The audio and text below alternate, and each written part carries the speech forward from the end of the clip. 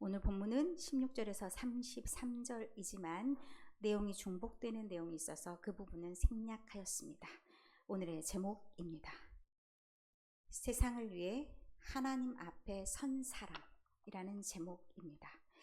오늘이 제가 시리즈 설교 마지막 날입니다. 오늘은 성령 강림 주일이기도 하고 여러 가지 의미를 담아 보았습니다. 하나님께서 성령을 통해서 우리 가운데 임하시고 복음의 사명을 감당하게 하시는 그 주일, 그것이 성령 강림 주일입니다. 오늘부터 시작해서 깁니다. 8월 마지막 주까지가 성령 강림 주일입니다. 혹시 여러분이 강단을 보거나 주변을 보시면서 변화가 있다 보셨습니까? 주보 통해서도 변화가 있었습니다. 변화를 보셨습니까? 어떤 변화가 있으셨습니까? 꽃밭이 변경됐습니다. 밭의 변화. 그리고 우리 안에 있는 변화는 무엇이 있었습니까? 네, 촛불이 바뀌었습니다. 스토리 바뀌었습니다. 주보 딱 보시면 여러분이 민감하게 반응하시는 분들은 아마도 주보 색깔이 절기에 따라서 바뀐다는 것을 알고 계실 겁니다. 빨간색을 상징하죠. 빨간색이 성령 강림 주일을 상징합니다. 그래서 성령 강림 주일 나타내는 이 색깔로 전체적으로 다 바뀌었습니다. 제가 여력 있으면 뭐까지 바꿨냐면 여기에 뭔가 붙였겠죠. 그런데 굳이 안 해도 되겠다 싶어서 나중에 할지는 몰라요. 근데 아직은 안 하는 걸로 하겠습니다. 어쨌든 이게 복음의 사명을 감당하게 성령을 주신다는 것은 자, 성령 받고 너 혼자 기쁘고 즐거워라 이것이 아니라 복음의 사명을 감당하여 밖으로 나가라. 이것이 성령 강림 주일의 가장 중요한 주제이자 표가 될 수 있습니다. 그렇기 때문에 총회 선교 주일이 오늘의 딱 선포가 되는 겁니다. 믿는 자들이 세상 가운데로 나가야 되는데 어떤 자세로 살아가야 될지를 말씀해 주시기도 합니다. 그래서 때마침 오후에 영적 각성 집회까지 같이 연결이 되는 겁니다. 그리고 또한 오늘 마지막 시리즈물 마지막 시리즈의 제목이 무엇이는지 혹시 기억이 나십니까? 시리즈의 제목을 모르면 무슨 얘기를 했는지 귀신 씨나라 까먹는 소리가 될 수도 있는데 믿는 사람들의 자세, 언약 백성의 태도에 대한 이야기를 했습니다. 첫 번째 시간에 창세기 9장을 가지고 말씀을 드렸습니다. 노아와 그 자녀들에 대한 이야기, 그 이야기를 하면서 하나님은 어떤 자를 선택하셨냐? 수치를 덮는 자를 선택하셨다. 우리는 어떤 자세를 갖춰야 되냐? 동네방네 남의 수치를 떠드는 자여야 될까? 아니다. 덮는 자가 되어야 된다 라는 말씀이 첫 번째 시간에 주어진 말씀입니다. 두 번째 시간 지난주에 창세기 13장을 다루었습니다. 창세기 13장에선 하나님이 우리를 부르셨는데 부르심에는 응답이 있어야 된다. 어떻게 응답할 것인가? 우리는 화해로서 응답해야 된다. 내가 먼저 푸는 자가 되어야 된다 말씀을 드렸습니다. 오늘은 그 마지막 날입니다. 오늘은 그 마지막 날 우리는 아브라함에게서 어떤 모습을 배워야 되는지, 아브라함은 또 어떻게 성장해 가는지를 오늘 말씀을 통해서 볼 수 있게 됩니다. 아브라함의 부르심의 목적 또한 여기에 나와 있습니다. 구체적으로 나와 있는데 이 말씀을 통해서 우리가 또한 깨달음이 있는 시간, 나는 하나님 앞에 서 있는가? 나는 세상을 위한 중보자인가? 라는 생각을 해보시면서 하나님이 진짜 우리를 부르신 마지막 종결자, 종결하는 그런 마지막 의미는 무엇일까? 이 목표를 향해서 우리는 어떻게 나가야 될 것인가를 다짐하는 시간 되기를 간절히 축원합니다. 하나님의 부르심은 창세기 12장에 보면 아브라함을 축복하기 위해서 부르셨지만 축복 그 이상이다 라는 말씀을 오늘 이 말씀 19절의 말씀을 통해서도 보여주십니다. 여호와의 도를 지켜 의와 공도를 행하게 하려고 그를 택하였다. 이렇게 말씀하십니다. 그런데 히브리어 원어를 살펴보는 것이 조금 도움이 될까 해서 제가 가로에 넣었습니다. 여호와의 도 그러면 데렉라는 히브리어입니다. 올레는 길이라는 뜻입니다. 한자도 길, 이것이 도, 방식, 여러 가지 것을 뜻하는 거죠. 똑같습니다. 하나님의 방식, 하나님의 도리, 하나님의 살아가는 방법, 하나님식에 살아가는 길, 이 모든 것들이 여호와의 도로 표현이 됩니다. 그런데 의라고 표현되어 있는 것은 어디에서는 정의라고 표현되어 있는데 가장 많이 번역되는 것은 정의입니다.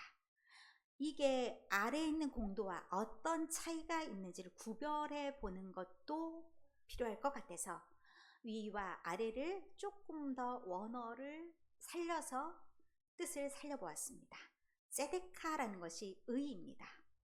의라는 것이 옳은 것이라는 것 맞습니다. 크게 보면 옳다라고 하는 것, 바르다라는 것 안에 들어가는데 관계 속에서 옳은 것을 말합니다. 서로 상대방에게 어떻게 하는 것이 맞는 건가. 그러니까 상황에 따라서 조금씩은 다를 수가 있는 거죠. 이런 것이 여기에서 말하는 의입니다. 그래서 공동체 속에서 살아가는 방식, 서로 어떻게 대해야 되는가, 또 누구를 상대했을 때 더 이런 말들이 많이 나타나는가, 약자를 상대할 때 저 말이 조금 더 많이 드러난다. 그런데 두 번째, 공도라고 했을 때 여기에서는 공도라고 표현됐지만 흔히 미슈파트라고 하는 것은 정의인데 어디에서 실천된 정의냐면 공공질서입니다. 질서에서 판결에서, 원래 직역을 하면 판결한 바, 판결받은 바라는 뜻입니다. 그래서 그런 공의, 사회적 질서, 사회적 판결 이런 것들이기 때문에 사회적인 것 안에서 이루어져야 되는 것 두 가지를 다 말합니다. 하나님이 부르신 것은 이 두 가지, 세 가지 여호와의 도 안에 의와 공도가 다 포함되는 것이라고 본다면 하나님 우리를 부르셔서 너 축복받아, 복받아 이것을 넘어선다는 겁니다. 우리가 관계 속에서 하나님의 의를 드러내야 되고 우리가 살아가는 사회 속에서 우리가 할 수 있는 책임이 다 있다는 겁니다. 그리고 나만이 아니라 그것을 가르치고 행하는 것들이 나의 책무다라는 것을 말씀합니다. 그럼 우리가 흔히 생각하는 개인적인 것들, 개인의 나만 잘하면 되지라는 거 굉장히 상당히 달라진 것을 보게 됩니다. 그래서 우리가 생각을 달리할 필요가 있다. 이렇게 받아들였을 때 우리가 여호와께서 굳이 왜 소돔에 이렇게 하나님께서 이렇게 소돔 가시면서 하나님과 두 천사가 같이 동행하며 가며 누구에게 들리신 겁니까? 아브라함에게 들리신 겁니다. 아브라함에게 앞으로 일어날 복을 말씀하시면서 또 한편으로 어떤 얘기를 하시냐? 복만 얘기하는 게 아니라 심판받을 자를 심판하신다는 얘기도 하시는 겁니다. 왜 그 얘기를 하시는 걸까요? 하나님의 부르심을 받은 자는 하나님의 질서를 알아야 되기 때문에 하나님이 이 모든 것을 숨기지 않고 들려주신다라는 것입니다.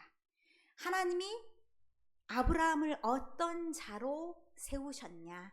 책임 있는 자, 하나님의 뜻대로 살아가는 자, 그런 자로 인정하셨기 때문에 내가 하려는 것을 아브라함에게 숨기겠느냐? 숨기지 않겠다, 말하겠다라고 얘기를 하시는 겁니다. 그렇게 하면서 하나님께서 소돔과 고모라에서 일어날 일들을 그에게 들려주십니다. 그런데 이때 아브라함의 태도와 하나님이 친히 내려오시는 목적을 보게 됩니다. 20절, 21절에 보면 하나님이 소돔과 고모라에 대해서 내려온 이유가 있습니다. 그들의 부르짖음을 들으셨다라고 얘기합니다. 하나님이 이 땅에 내려오실 때 사람들의 고통의 신음소리를 듣고 내려오시는 경우가 참 많습니다. 우리가 16장에 하갈이 등장합니다. 하갈이 광야에서 부르짖을 때 그때도 하나님의 사자가 그의 소리를 듣고 나타나신 것을 듣게 됩니다. 하나님은 출애굽기의 상황에서도 마찬가지입니다. 백성들이 부르짖었을 때 그들의 소리를 듣고 하나님께서 친히 이 땅에 오셨습니다. 부르짖음에는 하나님의 응답이 있다는 얘기입니다. 하나님의 응답이 어떤 사람들에게는 복으로 내려오지만 어떤 사람들에게는 심판으로 내려온다는 얘기입니다. 그 결과가 모두에게 똑같지 않습니다. 하나님의 방식을 알려줘야 되는데 잘못된 것은 잘못됐다 하는 것이 심판이겠죠. 그러면서 하나님께서 친히 내려오셨다, 부르짖음 소리를 들으셨다라고 얘기합니다. 고통이 있는 곳에 하나님의 반응도 있다는 얘기입니다. 그리고 하나님 앞에 서는 자가 등장을 합니다. 하나님이 멸망시키기로 작정하셨는데 그 멸망 앞에 하나님 이러시면 안 됩니다. 하나님 혹시 한번 하나님의 의를 생각해 보셨습니까? 하며 건방지게 따지는 자가 생깁니다. 누구입니까? 아브라함입니다. 아브라함이 하나님이 말씀하신 그 말씀 그대로를 사실은 하나님에게 적용하는 것을 보게 됩니다. 히브리어 원어에 아브라함이 하나님 앞에 서 있다라고 얘기합니다. 하나님 앞에 선 사람이라는 뜻은 하나님의 제사장, 하나님의 선지자 이런 뜻도 내포합니다. 하나님 앞에 선 사람이라는 것은 하나님 앞에 서서 누구를 대언하느냐? 백성들의 아픔을, 백성들의 어려움을 대언하는 자라는 뜻입니다. 하나님의 말씀을 한편으로 듣죠. 그래서 아브라함도 하나님의 말씀하는 것을 듣지 않았습니까? 하나님의 말씀을 듣고 그 삶에 그대로 적용합니다. 그리고 기도하는데 기똥찬 기도를 합니다.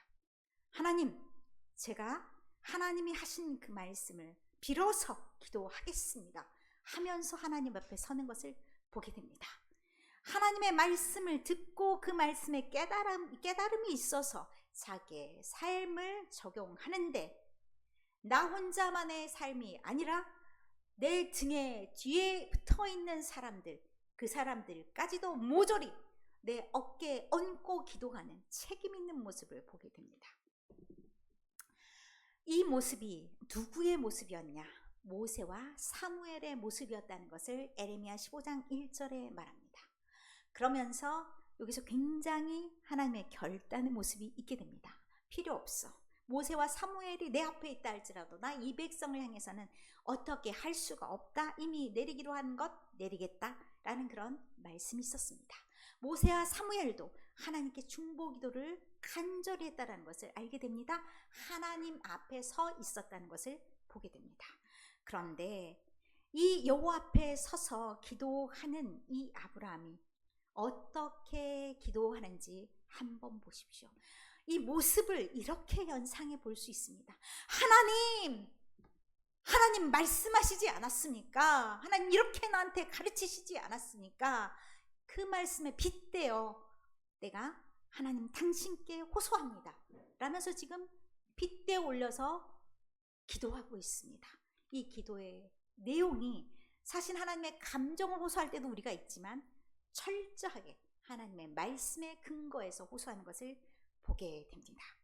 제가 아까 적용한 말씀에 하나님의 의를 얘기했었고 하나님의 공의를 말했습니다. 그대로를 이 말씀 안에 담고 있습니다. 의인과 악인을 함께 멸하심이 옳습니까? 이렇게 되묻습니다. 이 의인이라는 말이 앞에 ጼ데카라는 말이 의라는 말이었는데 의인이라는 말은 ጼ데크라는 말입니다. 똑같은 어원을 가지고 있습니다. 옳은 것, 바른 것, 옳은 사람, 이것을 나타냅니다. 그러면 하나님 너무 부당하지 않습니까? 이래서야 하나님이 공의의 하나님이라고 말할 수 있습니까? 정의의 하나님이라고 말할 수 있습니까? 절대 그런 일이 일어나선 안 되지 않습니까? 하나님의 영광을 위해서도 이런 일은 일어나서는 안 되지 않습니까? 하소연합니다. 또 한편 25절 말씀, 세상을 심판하시는 이 단어가 샤파트라는 말입니다. 이 말이 사실은 정의, 공의와 다 연결되는 말입니다. 동사로 심판하시다, 샤파트. 그리고 여기에 나와 있는 정의, 사실은 공의라는 표현이 더 적합한데 미슈파트. 심판하신 바, 판결하신 바, 그를 행하지 않으리까 하면서 하나님이 가지고 있는 성품, 하나님이 가지고 있는 그것에 근거해서 호소한 것을 보게 됩니다. 그러면 하나님이 가르치신 교육 효과 어떻습니까? 대박났습니다. 성장했다는 겁니다. 누가요? 아브라함이 하나님의 말씀을 받으면 그 말씀을 받아서 적용하는데 아주 훌륭하게, 그가 물론 완벽하진 않아요. 성장해 가는 모습들을 보여주게 됩니다. 우리 믿는 자들도 모두 다 어떻게 해야 되냐? 하나님의 말씀에 귀담아 듣고서 우리가 불완전할지라도 그것을 담아내려고 노력하는 치열한 몸부림이 있어야 된다는 것을 아브라함의 모습을 통해서 우리도 보게 됩니다. 하나님, 제발요. 하나님 의로우신 분이잖아요. 하나님 공의로우신 분이잖아요. 그러면 그곳에 있는 의인이 있다면 하나님 살려주셔야 되는 것 아닙니까? 살려주십시오. 하나님 이들을 구원해 주십시오 하고 세상 편에서 그 죄 약한 사람들을 대신하여 하나님께 항변하여 기도합니다. 그 기도가 있을 때 사실 어떤 일이 일어나냐? 하나님의 돌아보심이 생기게 되는 겁니다. 심판을 지원하게 되는 겁니다. 그리고 그 안에 구원받을 자가 있는지를 확인하게 됩니다. 여러분이 생각하실 때 소돔에 갔던 천사들이 대접을 받아서 롯을 구원했을까요?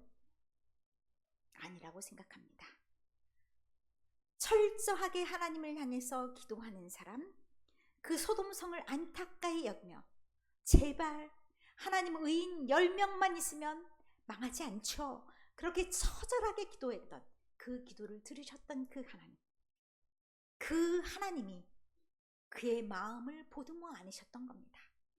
그래서 그의 언약된 백성으로서 삶의 태도, 세상을 지고 가려는 그의 태도를 보시고 그 땅을 비록 구원하지는 못하셨다 할지라도 그 안에 있는 자를 살리셨다는 것을 우리가 기억해야 됩니다. 우리는 어떻습니까? 우리의 기도는 어떻습니까? 나는 어떤 사람으로 서 있습니까?